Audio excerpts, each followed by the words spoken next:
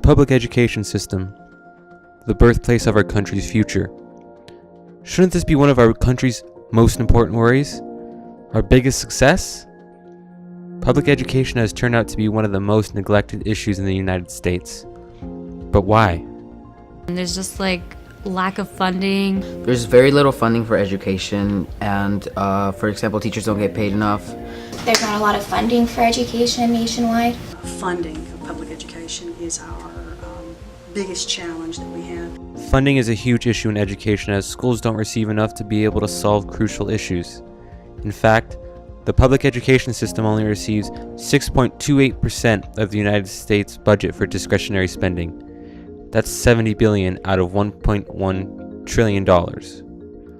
With the amount of public schools in the US, so many get neglected just because of the state that they live in. Arizona ranked 45th in education with the D+ grade in school funding, which does not seem to be a surprise for some. Overall, the United States received a C in school funding.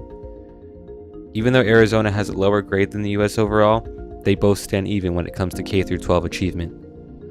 One of the biggest issues with the public education system is really how we evaluate things, how we go through it. It's a little bit one size fits all sometimes, and the culture of America does not match one size fits all. I believe that funding would help accomplish the goal, but the first thing we have to do with that is evaluate what our funding is currently actually being used for and the processes by which we make our decisions with the money that we have.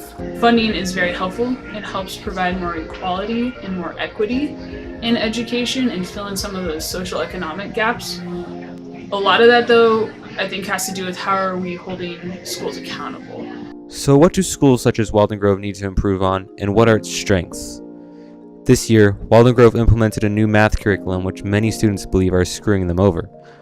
With that being said, the first year of this new curriculum is looking to be the roughest and may be significantly better in the next few years. The new curriculum, I feel like it was just implemented at the wrong time. Like the seniors, it was just thrown at them, and then they don't really know what to do with the new information, and it's just being taught. Like the teachers are learning how to teach, and the students don't really know what's going on.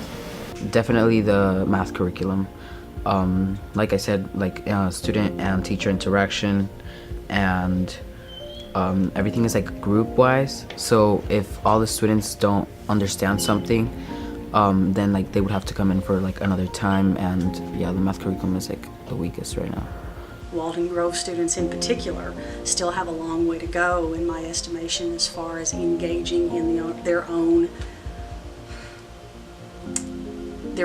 power of making their learning and education happen.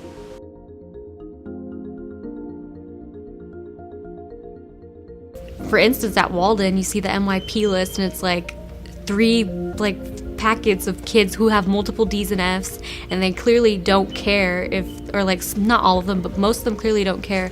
And then teachers are trying their best to push them, but at the end of the day, it comes down to how the students are motivated, and there's just a lack of motivation. Grades are not put in on time, so there's not that motivation for students to strive to do good on whatever they're doing.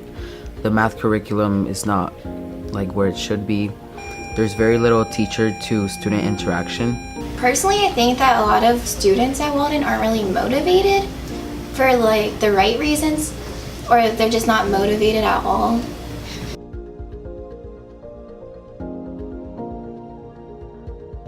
Walden Grove is probably one of the best examples of how the U.S.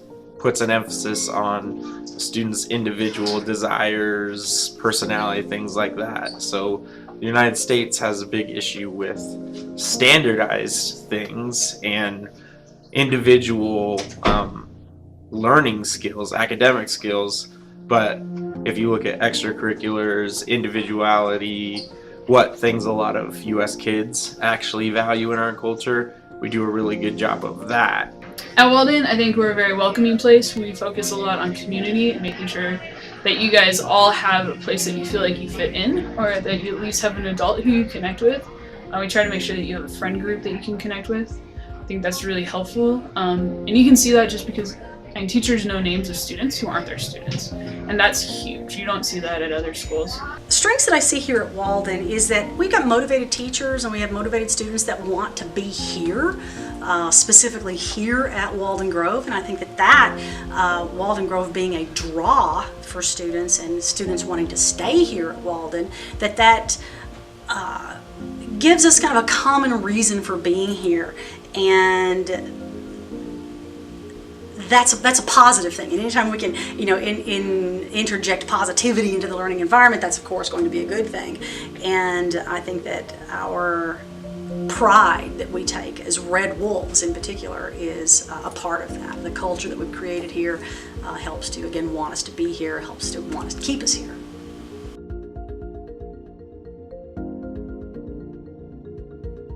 Definitely easier with the use of like Canvas and stuff like that history teachers use. Like Google Classroom make it easier to turn in assignments. The technology has made education like very portable. So for example, the Core Connections book we use for math, you can get those like electronically. So, and actually it saves like a lot of paper. So it also helps them like, for example, study for their tests like vocab.com and Quizlet. So that's like a lot of ways to improve like people's scores and people's education. Probably, I don't know, I feel like it's a complex, like it's easier because if I have a question I can email a teacher right then and there and get the response I need, like even if I'm at home. But it's also harder because it's more technology based. I definitely don't understand a lot of technology, and so sometimes like trying to figure out like how to do a PowerPoint or add stuff to technology can be harder. I believe that in the 21st century, you cannot be successful if you don't know how to use technology in some manner.